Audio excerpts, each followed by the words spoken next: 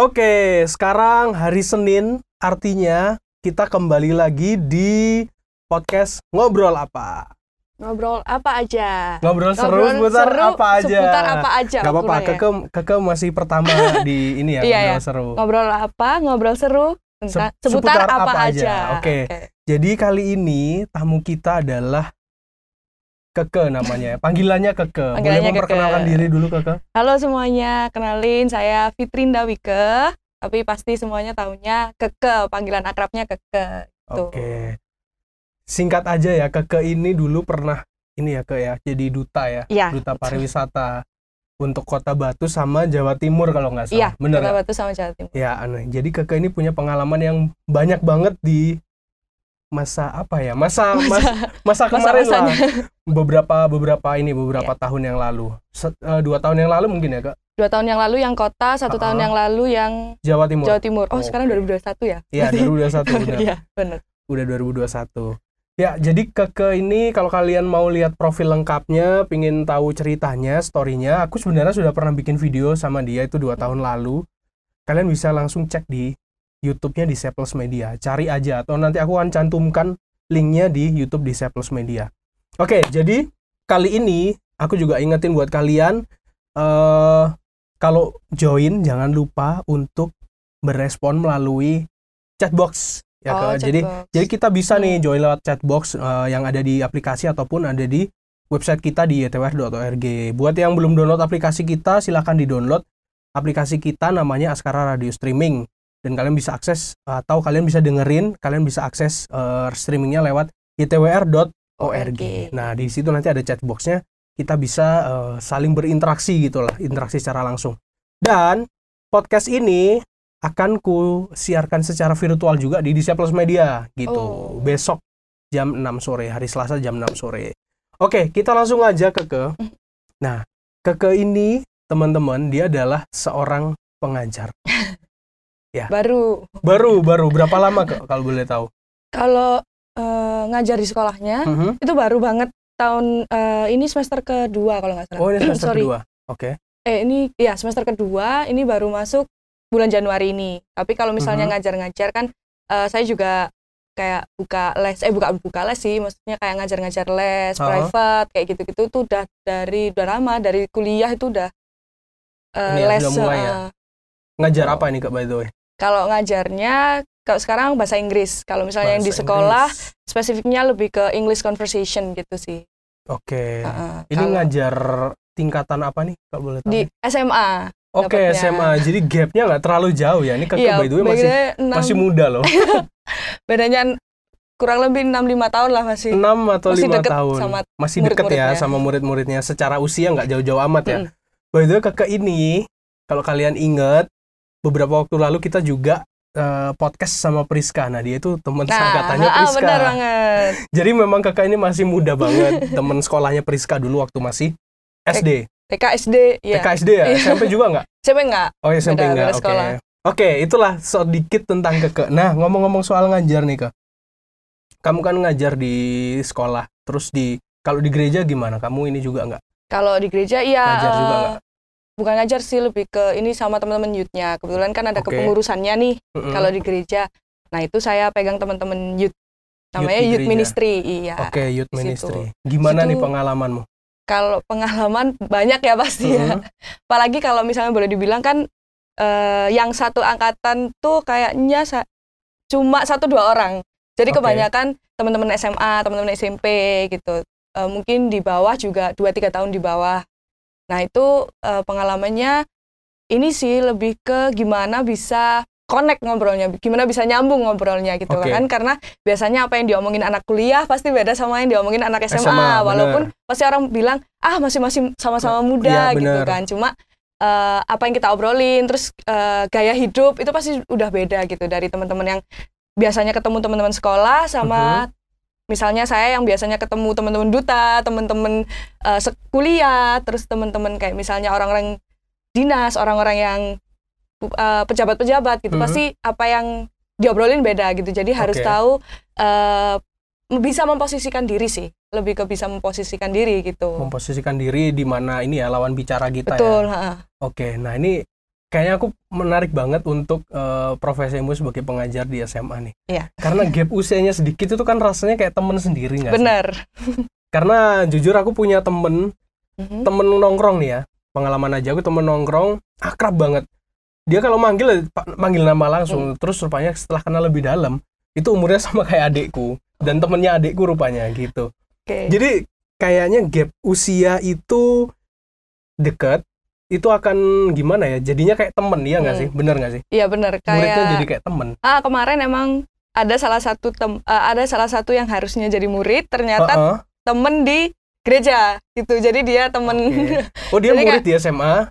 Tapi kan karena di gereja akrab, jadinya kan hitungannya kita temen ya, istilahnya dia manggilnya kakak gitu. Jadi sempet dia bilang, aku takut nih salah panggil nanti, mau panggil Miss, mau panggil Bu, apa mau panggil Kak gitu. Tapi dia nggak pernah salah kan ya? Enggak, enggak sih. Cuma memang mungkin orang lain lihatnya kayak kok akrab kayak gitu, karena sebelum ngajar ternyata kan udah kenal duluan kayak gitu sih. Dan kenalnya udah kayak temen ya. Susahnya di situ gitu. Jadi memposisikan diri, dia ini muridku, cuma kan ya deket temen gitu. Juga. Oke, aku bisa memahami rasanya gimana sih. Dan itu rasanya kayak gimana ya? Tapi ya tetap tanggung jawab sebagai pengajar nggak boleh dilupakan kan ya, walaupun itu teman, tapi ya kita juga harus punya apa ya, kasarnya harus punya wibawa profesional. Kalau di luar sekolah dia teman, tapi di sekolah ya dia murid. Tapi itu kelihatannya kayak gimana aneh sih gitu. Jadi kalau pengalaman kemarin saya tuh ngerasanya kayak awkward gitu jatuhnya gitu kayak, ya. Iya, jadi kalau misalnya kayak manggil absen nih misalnya kan, absen gitu, pasti present Miss gitu. Tapi kayak awkward gitu kalau dipanggil Miss sama yang kenal gitu kan. Kalau misalnya beberapa juga ada teman-teman yang di SMA ini juga udah tahu saya, karena saya yang duta wisata itu, karena pernah datang kan waktu dulu pengalamannya ketika duta wisata kan ada sosialisasi ke sekolah-sekolah. Otomatis siapa yang nggak tahu gitu kan. Ya, jadi mereka taunya saya duta wisata gitu, bukan guru. Jadi dulu sempat ini juga ya, ikut keliling juga. Ada yang namanya sosialisasi ke sekolah-sekolah, memperkenalkan duta wisata, terus memperkenalkan wisata-wisata gitu. Nah, di situ teman-teman murid-murid sih kalau teman-teman, murid-murid taunya saya duta wisata. Saya taunya duta wisata gitu. Cuma memang kalau pengalaman saya kemarin baru aja ngajar, saya maunya emang nggak ada, harus membatasi gitu. Karena kalau misalnya anak-anak dulu kalau jadi guru, jadi murid kan pasti kayak aduh gurunya gini tuh, harus jaga bareng. Nah kayak gitu. Cuma tetap ditekankan bahwa memang ada statusnya sebagai guru dan statusnya sebagai murid, bagaimana memenuhi tugas sebagai murid dan memenuhi tugas sebagai guru. Tapi ketika melaksanakan seperti pembelajaran, itu saya maunya memang kalau memang kita bisa teman, bisa sharing, kenapa tidak gitu. Karena kan kemarin juga sempat ngobrol sama Tante Lina juga bilang hal yang saya selalu ingat gitu. Belajar itu nggak cuma ketika saya di kuliah atau ketika saya sekolah aja gitu, tapi ketika saya praktek menjadi guru, ketika saya mengajar, di situ juga cara saya untuk belajar lebih gitu. Jadi guru sama murid tidak terbatas sekedar guru yang memberikan ilmu gitu, tapi ketika guru sama murid kita juga sama-sama sharing, sama-sama saling belajar gitu. Bagaimana kalau misalnya jadi guru belajarnya murid A, B, C, kan kadang kalau misalnya ngajar itu anaknya nggak cuma semuanya sama pinter gitu kan, nggak gitu, susahnya di situ. Iya, apalagi umurnya nggak beda jauh gitu. Jadi saya harus bisa mengimbangi cara bicara mereka, cara berpikir mereka gitu. Sedangkan kadang kan kalau misalnya guru-guru kan kayak, maaf ya, biasanya kan ada yang guru-guru udah tua banget kayak ngajarnya harus sesuai begini-begini, sedangkan kadang nggak sesuai dengan apa yang dipikirkan anak-anak zaman sekarang, apalagi anak-anak SMA gitu. Jadi ini ya, berkembang ya. Iya, benar banget. Berkembang. Tapi ada keuntungannya juga jadinya kalau misalkan kamu sebagai millennials, terus kamu mengajar millennial. Nah, iya. Jadi ada keuntungan bahwa karena gapnya nggak terlalu banyak tadi, kamu tahu kebutuhan mereka, kamu tahu anak-anak zaman sekarang itu kayak gini. Jadi update, ya kan? Benar. Itu enaknya sih kalau menurutku pribadi. Nah, kita lanjut nih ke pertanyaan berikutnya. Yang pastinya sebagai guru di gereja ataupun guru di sekolah ya, pastinya kita harus memberikan influence yang baik atau dampak yang baik buat mereka. Nah, ini kamu gimana nih Kak? Caranya kamu memberikan influence yang baik untuk muridmu yang katakanlah di gereja dan di sekolah yang jaraknya juga nggak jauh gitu. Lebih ini sih cara nge-influence-nya bagaimana bisa menjadi teman, itu nomor satu gitu. Kadang kan kalau misalnya aduh dia ini nih lebih tua, jadi maksudnya jadi kakak gitu kan, ada yang kayak gitu kan. Jadi cuma ketika ini lebih seringnya saya yang di gereja ya dengan teman-teman yang jaraknya nggak seberapa jauh gitu, emang pendekatannya awalnya susah karena merasa karena kan awkward gitu, kayak aduh sungkan kakak gitu kan, lebih tua, sungkan, lebih mereka merasa cenderung aku kan lebih muda nih, apalagi masih sekolah kayak gitu. Cuma kalau saya sendiri sih lebih ke itu tadi, nge-influence-nya gimana, jadi teman dulu. Ketika kita jadi teman, beberapa waktu sering kumpul-kumpul karena kan kayak mau persiapan Natal nih. Nah itu sering kumpul. Iya, baru kemarin sering kumpul. Nah dari sering kumpulnya itu kadang kan ada nih yang karena merasa jarak usianya berbeda, jadinya memisahkan diri gitu, kayak aku harus ngurusin ini, jadi aku ngurusin ini aja. Sedangkan yang teman-teman lain kumpul, mereka cuma taunya ngobrol, bercanda-bercanda gitu kan. Nggak semua teman-teman istilahnya tahu bagaimana mengurus sesuatu hal gitu ya. Kayak misalnya kan kepengurusan kan pasti kayak harus tanggung jawab ini, nyiapin ini, acara apa semuanya gitu kan. Nah, tapi ketika tahu sama teman-teman yang mereka cuma datang latihan langsung pelayanan gitu kan, kita yang sebagai pengurusnya pasti harus bisa mengimbangi gitu. Oh, kita harus yang mendekat ke mereka, terus kayak sharing, kayak ngobrol, bercanda gitu. Jadi dari situ masuknya buat bisa ngobrol, kayak misalnya nih kemarin tuh yang saya ingat ada satu teman di gereja, dia selalu mengingat apa yang pendeta sampaikan gitu. Nah di situ tuh saya merasa oh dari situ berarti teman-teman tuh bisa, walaupun kadang kan dibawa ke bercanda sedikit gitu ya kan. Cuma itu yang jadi bahan saya untuk belajar juga. Oh dari situ teman-teman tuh selalu ingat gitu apa yang disampaikan. Misal kemarin sederhananya cuma tentang Tuhan tuh membuat rancangan-rancangan damai sejahtera, bukan rancangan kecelakaan. Nah, dari situ sebenarnya kayak awalnya cuma bercanda-bercanda doang sama teman-teman gitu. Kalau pulang hati-hati ya kayak gitu-gitu. Nah, jatuhnya pasti ke rancangan Tuhan itu indah gitu. Rancangan Tuhan damai sejahtera. Jadi saya membawa teman-teman untuk selalu mengingat itu. Mungkin orang-orang kok bercandaan terus gitu. Tapi secara tidak langsung ketika kita mendekatkan diri, ketika kita menyamakan pembicaraan, nah dari situ bisa masuk untuk saling mengingatkan, saling support. Apalagi kalau misalnya jaraknya yang nggak seberapa jauh ini, bisa banget untuk saling ini ya. Kalau misalnya anak muda kan pasti butuhnya support system lah istilahnya. Support system gitu ya. Jadi cara ke-influence teman-teman buat saling kayak misalnya open minded sama lingkungan, bagaimana menerima lingkungan gitu. Bagaimana menikmati hidup itu. Nah, itu dari gimana saya bisa tahu obrolannya teman-teman tuh kayak gimana kayak gitu. Gitu ya. Nah, ini kita lanjut lagi. Nah, kita kan sekarang masih di masa pandemi nih. Nah, ini kayaknya lebih ke sekolah nih ya. Pastinya ya ada perasaan bahwa mungkin kamu waktu pertama masuk kuliah, waduh, ekspektasinya nanti lulus mengajar bla bla bla, dan kamu nggak akan kepikiran bahwa akan ada pandemi di tahun 2020 kemarin. Bahkan sampai sekarang belum selesai gitu ya. Bahkan kita PSBB lagi loh sekarang. Betul. Nah, pasti nggak ada kepikiran itu kan. Nah, ini kamu gimana nih menanggapi PSBB, bukan PSBB secara global ya, sebagai murid yang mengajar sebagai guru yang mengajar murid, gimana nih? Di masa pandemi. Iya, di masa pandemi kan mau nggak mau harus bener virtual. Sih, kayak tadi kan kaget pasti ya. Karena kan ekspektasi ketika kuliah pasti kan kayak nanti kalau ngajar harus tatap muka, harus bisa ini gini. Kalau di sistem kalau di mengajar itu kan ada yang kayak keep in touch ya. Kalau keep in touch kan kalau misalnya tatap muka itu lebih enak. Oh, anak ini seperti ini, anak ini gitu kan. Jadi kita tahu gitu ya. Jadi tahu. Nah, ketika dapat puji Tuhan dapat kesempatan ketika mengajar, dan ternyata di saat pandemi itu saya mikir banget kayak aduh harus ngapain. Kalau banyak kan karena saya update nih kan. Sekarang kan anak sekarang siapa yang nggak tahu TikTok gitu kan. Siapa yang nggak tahu TikTok, siapa yang nggak update Instagram gitu kan. Saya lihat selalu pasti ada kayak omongan kayak guru yang nggak di ini ya, istilahnya ketika Google Meet gurunya semuanya off cam, gurunya doang yang on cam gitu. Karena takutnya di situ nih ngelihat banyak sebenarnya anak muda sekarang menyepelekan sekolah dengan cara online gitu, secara daring gitu ya. Cuma saya kemarin mikir gimana sih caranya supaya saya belum lihat teman-teman, saya belum lihat murid-muridnya, saya belum melihat murid-muridnya, tapi saya harus mengajar gitu. Sedangkan dulu kan kalau kuliah kan ada masa magang ya, magang di sekolah. Nah, ketika magang kan belum ada pandemi nih, jadi saya tahu kalau datang ke sekolah harus bagaimana, persiapannya bukunya apa, nanti kalau masuk kelas murid-muridnya seperti apa, saya sudah bayangannya sudah ada gitu.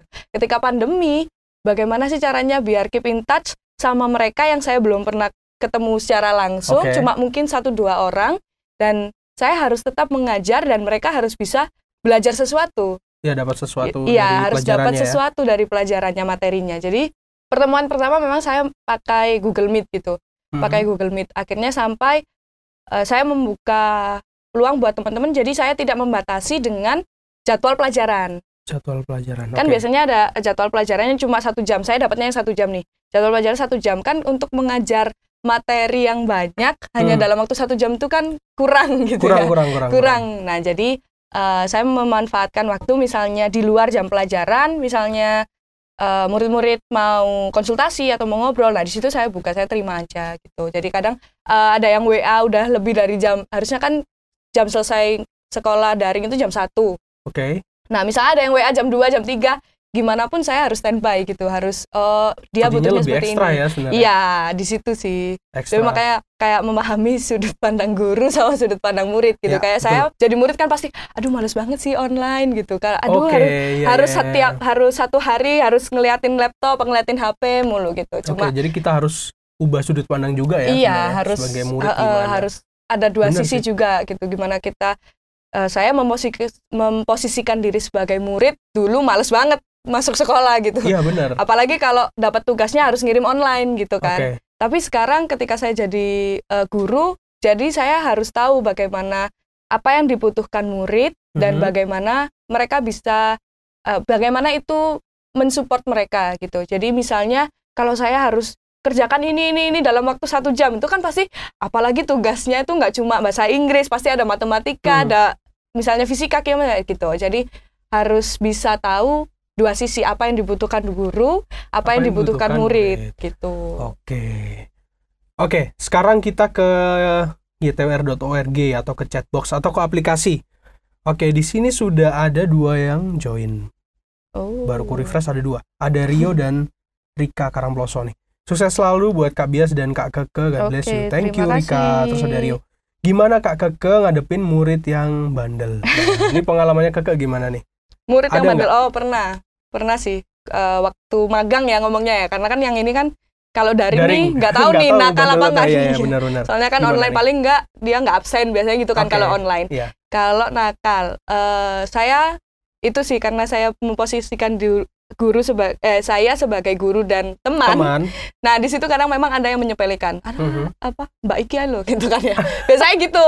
Saya tahu karena kan waktu di SMA, karena waktu itu saya ngajarnya, saya kan alumni. Ngajar di situ, jadi beberapa anak yang di situ sudah tahu gitu. Jadi waktu magang juga ini ada anak yang ada, karena kan itu masih duta. I see. Otomatis kan masih duta. Jadi pernah masuk ke sana juga, apalagi alumni, terus kayak alumni kan kepitan sama gurunya pasti banyak gitu, dan beberapa murid juga udah tahu. Jadi di situ ada yang nakal sampai sembunyi ke lemari supaya nggak diabsen. Jadi gitu. Nah, di situ saya cuma gini, saya tahu dia di lemari kan, cuma nggak mungkin kayak langsung ke lemarinya. Saya cuma bilang, siapa yang nggak hadir berarti nggak dapat nilai, sudah gitu aja. Jadi saya sebenarnya kesel, cuma kan harus tetap tenang gitu kan istilahnya. Jadi kalau misalnya kita ikut emosi, ikut panik di depan murid, itu malah murid merasa nggak nyaman dengan gurunya. Gitu. Pasti kan kayak Kak Bias kalau waktu sekolah dulu kan kalau ngelihat gurunya marah-marah mulu, kayak mukanya ngeselin gitu kan, jadi tegang, suasananya belajar enak. Kan nggak enak gitu. Nah, saya ya udah ketika kalau misalnya saya mengajar, saya mengajar teman-teman yang mau. Biasanya gitu, murid-murid yang mau. Kayak misalnya anak-anak yang mau belajar siapa nih gitu. Nah, nanti saya ngerasanya di pertemuan kedua, ketiga gitu, pasti anak itu akan merasa sungkan karena anak itu merasa kok yang lain sebenarnya enak kalau diajar gitu. Akhirnya dia juga nurut, akhirnya juga dia selalu ngumpulin tugas, selalu awal-awalnya emang agak susah gitu. Jadi biasanya ada guru yang terlalu menjurus ke anak yang nakal gitu kan. Langsung kayak gitu ya? Ini nggak bisa nih, ini suka gini gitu kan. Nah kalau saya menjurus ke anak yang nakal, jatuhnya dia merasa diperhatikan.